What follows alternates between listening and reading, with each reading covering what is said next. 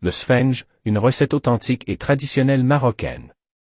Il gagne une notoriété et une popularité à l'international grâce au film franco-marocain « Ito », réalisé en 1934 dans la région de Taliouine au Maroc, où on voit un sphenge en train de préparer le sphenge lors d'un mariage marocain de l'époque. Le sphenge, croustillant à l'extérieur et moelleux et aérien à l'intérieur, est le beignet le plus addictif et le plus populaire du Maroc. Selon la légende, le sphenge est né de l'erreur d'un boulanger qui a accidentellement laissé tomber une boule de pâte à pain dans une casserole d'huile bouillante. Le sphenge était déjà très connu de la dynastie des Mérinides.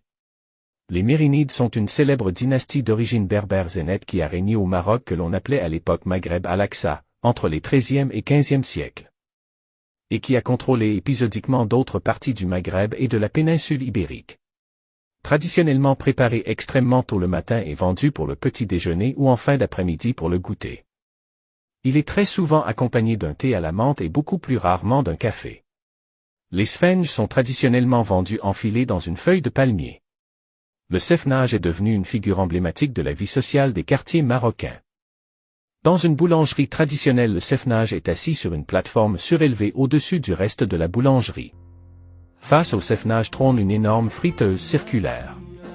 L'appellation peut changer dans les autres pays du Maghreb. Le sphenge est un must pour les juifs marocains et d'autres communautés séfarades en Israël et ailleurs et surtout pour Hanouka.